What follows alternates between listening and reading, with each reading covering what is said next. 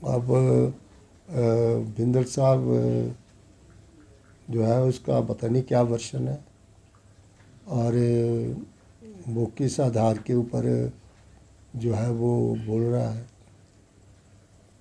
जो जो फैसला लिया गया है वो इसलिए लिया गया है कि मैंने कई बार कहा है कि प्राकृतिक खेती जो है कोई नया कंसेप्ट नहीं है,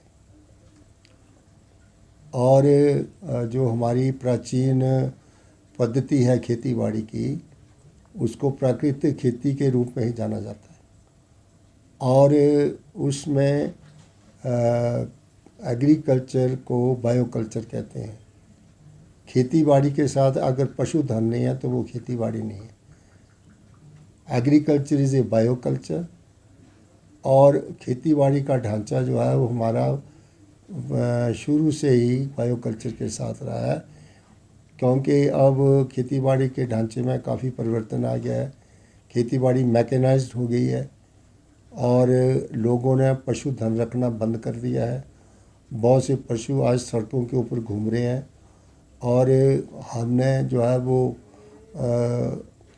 लगातार हमारे खेतों में जो ज़्यादा करके फर्टिलाइजर्स का जो ज़्यादा यूज किया गया है, और जिस वक्त ज़रूरत थी इस देश में अन्न की कमी थी, अच्छे बीजों की कमी थी, उस वक्त जो है वो हमारे जो बढ़ती हुई जनसंख्या थी उसके लिए 2 वक्त का खाना नहीं मिलता था। उस वक्त फर्टिलाइजर्स के कारखाने लगाए गए और उन्नत किस्म के बीज दिए गए, यूनिवर्सिटियों में शोध हुए, और हमें ग्रीन रेवोल्यूशन जो है वो देश में ग्रीन रेवोल्यूशन आया, जिससे कि हमारे लोगों को जो है 2 वक्त की रोटी मिली। उस वक्त एस.एम. स्वामीनाथन जो हमारे बहुत बड़े साइंटिस्ट थे, उन्होंने इसके ऊपर बहुत से शोध किए, खास करके गेहूं के ऊपर, और उसका बहुत बड़ा हाथ है हिंदुस्तान में ग्रीन रेवोल्यूशन लाने के लिए। अब धीरे धीरे लोग जो है उस पद्धति से कुछ हटने के लिए जो है वो बहुत ज़रूरत है, क्योंकि ज़मीन की फर्टिलिटी जो है वो कम हुई है, और कई ऐसे तत्व थे ज़मीन में जो उपजाऊपन पैदा करते थे, और आज ज़मीन की जो फर्टिलिटी कम होने के कारण जो ये है कि लगातार जो है वो बड़े लार्ज स्केल के ऊपर फर्टिलाइज़र का यूज़ हुआ है। इसलिए हमारे पास एक प्राकृतिक खेती के बदले हम ऑर्गेनिक खेती की तरफ जा रहे हैं।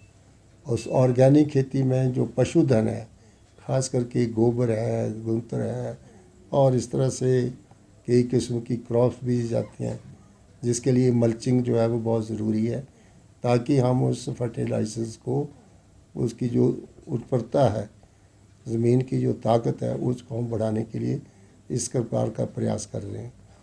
प्राकृतिक खेती कोई नया कंसेप्ट नहीं है, और ना ही किसी के लिए कोई पैसे का प्रावधान था। ये जो हमारी ऑर्गेनिक खेती थी उसी के पैसे को डाइवर्ट करके प्राकृतिक खेती जो है वो जहाँ पर चलाई, और उसकी बड़ा डंडोरा पीटा गया, और वो पैसा कम से कम 7-8 करोड़ रुपया जो है वो यूनिवर्सिटीज़ में दिया गया, और उसके ऊपर सिर्फ गोष्ठियाँ हुई, प्रैक्टिकल कोई भी ज़मीन के नीचे कोई या गाँवों में इस प्रकार का कोई परिवर्तन नहीं आया। इसलिए उस पैसे का धूम जो है वो हम चाहते हैं कि उसको ऑर्गेनिक खेती की तरफ लोगों का रुझान ज़्यादा दिया जाए, और लोगों को पशुधन जो है उसके साथ तालमेल के साथ हम ऑर्गेनिक खेती करना चाहते हैं, ताकि हम जो सॉइल है, जो उर्वरता है उसको हम दोबारा रिवाइव कर सकें। तो ये कह देना कि जी हमारा प्राकृतिक खेती जो है वो बंद हो गई है, प्राकृतिक खेती कोई बंद नहीं है। प्राकृतिक खेती का मतलब ऑर्गेनिक एग्रीकल्चर। तो ऑर्गेनिक का पैसे को तो डिवाइड किया गया था, कोई अलग से पैसे का प्रावधान। और ये गोष्ठियाँ जो हैं वो सिर्फ यूनिवर्सिटी में नहीं होनी चाहिए, ये कम से कम फील्ड में होनी चाहिए। लोगों को वहाँ पर प्रसार प्रस्तार करना और उनको इसकी तरफ ले जाने के लिए आत्मा प्रोजेक्ट और ऑर्गेनिक खेती, इन दोनों का तालमेल करके हम इस प्रोजेक्ट को जो है वो गाँवों में शुरू करने लगे। जो एक्सपर्ट्स हमारे पास दो मतलब हमारे साइंटिस्ट जो थे, 2 ग्रुप जो थे वो स्टडी करने के, उन्होंने यूनिवर्सिटीज़ में इसके ऊपर जो है वो लुधियाना यूनिवर्सिटी और दूसरे जगहों के ऊपर उन्होंने जो है वो जानकारी प्राप्त की। अभी तक स्टेटस रिपोर्ट मेरे पास आई नहीं है, लेकिन हम बड़ी जल्दी एक एक ब्लॉक में एक ऐसा केंद्र बिंदु स्थापित करने जा रहे हैं जहां पर हम एडजॉइनिंग जो हमारी पंचायत हैं उनका गोबर खरीद करके हम वहां पर प्रैक्टिसेस जो है वो शुरू करेंगे, ऑर्गेनिक खेती, ऑर्गेनिक मैन्योरिंग तैयार करने की।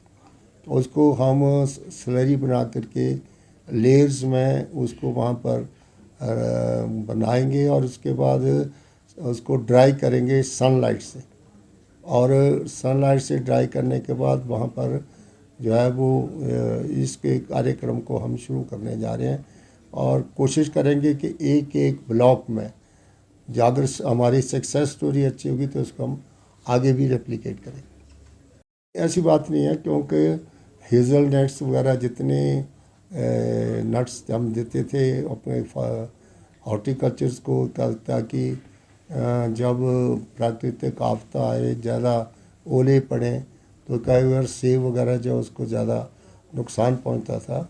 ऐसा पोर्टल्स बंद नहीं हुआ है। जो भी सब्सिडी हमें भारत सरकार से आती है, जो हम देते हैं किसानों को और बागवानों को, वो जो है वो वैसे चली रही है और इस तरह से मेडिसिन्स वगैरह भी दी जा रही हैं। और जो पहले जब स्टार्ट में जब ये हमारे पास दूसरे जो क्या नाम बताया आपने कि पॉली हाउसेस, पहले जब पॉली हाउसेस शुरू से स्टार्ट की गए थे, लोगों की इतनी अच्छी क्रेज़ नहीं थी, तो उसमें 80% सब्सिडी थी और 20% ओनर्स लगाता था। कई जगहों पर तो ये बहुत अच्छी सक्सेस स्टोरी है, कई जगह हमारी तरफ तो फेलियर हो गई।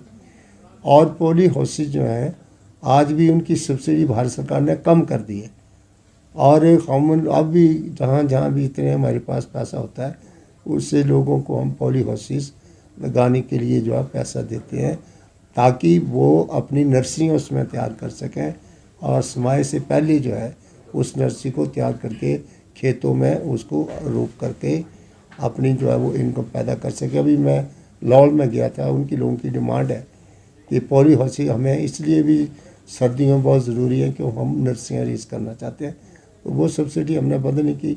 जो सब्सिडी भारत सरकार देती है और जो हमारी सरकार देती है उसको हमने लागू किया। इनकी गोश्तियाँ बंद हो गई ना, खान पान बंद हो गया।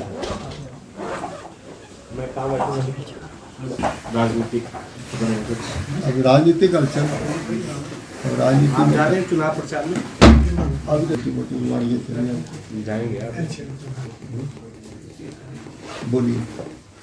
जो आप पैकेज बांट रहे हैं इसको ना चाय पिलानी सर को बड़ा बढ़िया करके ना, दूध के बगैर बुलाना, ताकि जो दे रहे हैं। मुझे बड़ा अफसोस है कि हमारे पूर्व मुख्यमंत्री